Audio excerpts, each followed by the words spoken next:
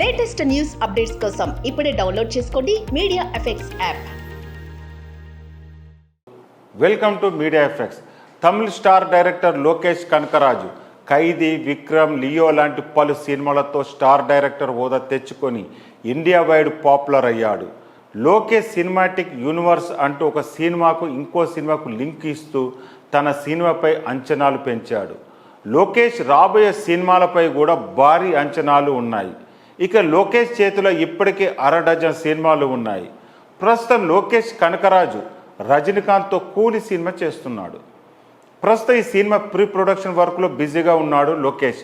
అయితే Lokesh cinematic universe నుంచి ఒక షార్ట్ ఫిల్మ్ రాబోతుందని తమిళ మీడియా సమాచారం. లోకేష్ సినిమాటిక్ యూనివర్స్ గురించి వివరించడానికి దానికి సంబంధించిన ఒక ఆసక్తి కథతో, అసలు లోకేష్ సినిమాటిక్ యూనివర్స్ కథలన్నీ ఎక్కడ మొదలయ్యాయి అనే కాన్సెప్ట్తో షార్ట్ ఫిల్మ్ రానుంది. ఇప్పటికే లోకేష్ కనకరాజ్ ఈ షార్ట్ ఫిల్మ్ షూటింగ్ పూర్తి చేశారు. ఈ షార్ట్ ఫిల్మ్కు తమిళంలో పిలైయార్ సుజి అనే టైటిల్ పెట్టారని తెలుస్తుంది.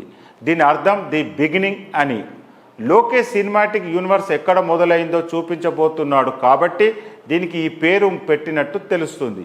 ఇక ఈ షార్ట్ ఫిలింలో అర్జున్ దాస్, నరేన్, కాళిదాస్, జయరాం లతో పాటు పలువురు ముఖ్య పాత్రలు పోషించారు.